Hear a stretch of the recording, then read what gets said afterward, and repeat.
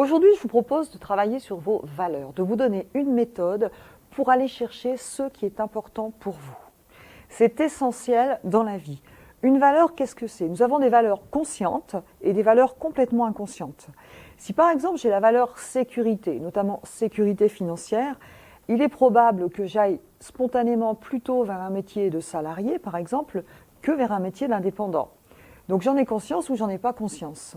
En tout cas, c'est intéressant et important de savoir ce qui est vraiment important pour nous, puisque quand je vis en accord avec mes valeurs, quand je sais ce qu'il faut faire pour répondre à mes valeurs, je serai beaucoup plus heureux, beaucoup plus équilibré. Voilà. Alors je vous propose de faire un petit travail sur vous. Vous allez imaginer que vous vous projetez dans la vie à 5 ans. Dans 5 ans, où seriez-vous? Et pour que ça fonctionne, il faut que vous vous autorisiez à rêver. Et il faut être sûr que personne ne va regarder ce que vous avez écrit. C'est uniquement pour vous. Autorisez-vous à rêver. Si j'avais une baguette magique, que tout était possible, qu'est-ce que je ferais dans 5 ans? Où est-ce que je vivrai dans 5 ans? Il n'y a qu'une chose qui ne changera pas, c'est que vous aurez 5 ans de plus. Mais sinon, imaginez que vous ayez les moyens. Dans quelle ville est-ce que vous habiteriez? Est-ce que vous seriez bilingue?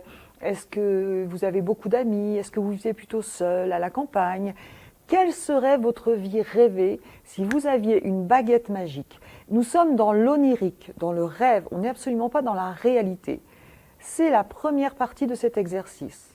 Je vous propose de mettre sur pause et de prendre ce temps pour rêver. Ça va vous prendre 20 minutes, une demi-heure. À tout de suite. Maintenant, vous avez donc un écrit avec un rêve. Eh bien, vous allez aller encore plus loin dans la deuxième étape. Imaginez-vous que ce ne soit pas vous qui ayez écrit tout ça, que c'est une autre personne. C'est ce qu'on appelle un état dissocié. Prenez du recul. Et vous allez vous poser une question.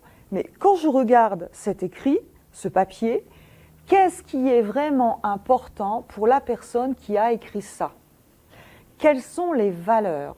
Est-ce que c'est la simplicité? Est-ce que c'est la nature? Est-ce que c'est la liberté? Qu'est-ce qui est vraiment important dans la personne qui a écrit ça? Car si moi je fais ce travail, je n'aurai pas du tout le même contenu que vous. Et ce qui est important, ce n'est pas ce que vous avez écrit, c'est pourquoi vous l'avez écrit. Et ce pourquoi vous l'avez écrit, derrière, il y a des valeurs, des choses qui sont importantes pour vous. Prenez le temps d'y réfléchir. Une valeur, ça répond à la question « qu'est-ce qui est important pour moi ?»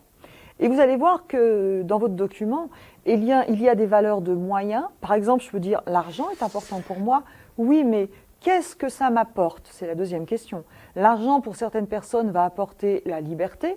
Pour d'autres personnes, va apporter la sécurité. Et c'est surtout ça qui m'intéresse. Les valeurs ne sont pas forcément des valeurs humaines. Ça répond à la question « qu'est-ce qui est vraiment important pour moi pour être bien ?» Troisième étape. Vous avez un certain nombre de valeurs et maintenant, je vais vous demander de sélectionner les 7 valeurs principales. Les 7 valeurs essentielles sans lesquelles vous ne pourriez pas vivre heureux. Étape suivante, il est important de prioriser vos valeurs. Parfois dans la vie, il y aura des périodes où par exemple la réussite professionnelle sera la priorité. Et puis il y a des périodes où ce sera peut-être la santé qui sera la priorité. Ou des périodes où ce sera la réussite familiale qui sera la priorité. En tout cas, c'est important de savoir ce qui est prioritaire. Pour ce, je vous propose de prendre vos 7 valeurs principales et de vous dire, s'il ne me restait plus qu'une semaine à vivre, qu'est-ce que j'ai envie de vivre? Un exemple, imaginez que vous ayez la valeur liberté, santé, simplicité, plaisir, amour et amitié. Comment faire pour les sélectionner? Eh bien, vous allez prendre la première valeur, liberté. Est-ce que dans ma vie, je préfère avoir plus de liberté ou plus de santé? Liberté. Hop, je coche liberté. Prenez la première valeur et maintenant, vous allez la comparer à la troisième valeur. Est-ce que dans ma vie, je préfère avoir plus de liberté ou plus de simplicité?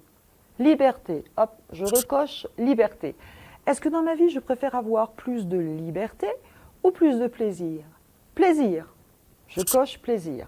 Et donc, vous allez prendre la première valeur et la comparer à toutes les valeurs successives. Ensuite, vous faites la même chose, mais vous allez prendre la deuxième valeur. Donc, vous allez commencer par santé. Vous ne refaites pas liberté puisque vous l'avez déjà fait. Est-ce que je préfère avoir dans ma vie plus de santé ou plus de simplicité? Santé. Je coche santé. Est-ce que je préfère avoir plus de santé ou plus de plaisir? Santé. Je recoche santé, etc., etc. Donc vous faites exactement la même chose avec la première, la seconde, la troisième, jusqu'à la dernière. Ensuite, vous comptez le nombre de bâtons. Et si vous avez des ex-aequo, eh bien vous refaites simplement entre les deux valeurs. Ce qui va vous permettre de prioriser vos valeurs. À vous de jouer. Une petite information. Souvent, la valeur que vous avez classée en numéro 1, c'est ce qui vous préoccupe actuellement. Vérifiez. Ensuite, la valeur que vous avez placée en numéro 2, c'est souvent ce à quoi vous êtes sensible. Souvent, la valeur que vous avez placée en numéro 3, eh bien ça, c'est celle qui est fondamentale et sur quoi tout repose. La valeur en numéro 4, souvent, c'est une valeur, c'est une ressource cachée finalement. Vous l'avez déjà à l'intérieur, mais ce n'est pas encore assez exploré. Et la 5, souvent, c'est important, mais plutôt pour plus tard.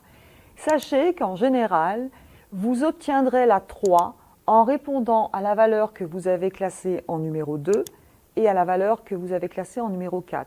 Si vous répondez à ces deux valeurs, souvent, ça vous permettra d'obtenir la 3.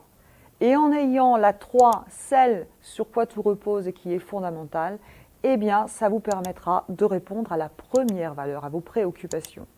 Observez, testez et jugez par vous-même. Si ça vous intéresse, rejoignez-nous sur notre site internet ou sur notre chaîne YouTube.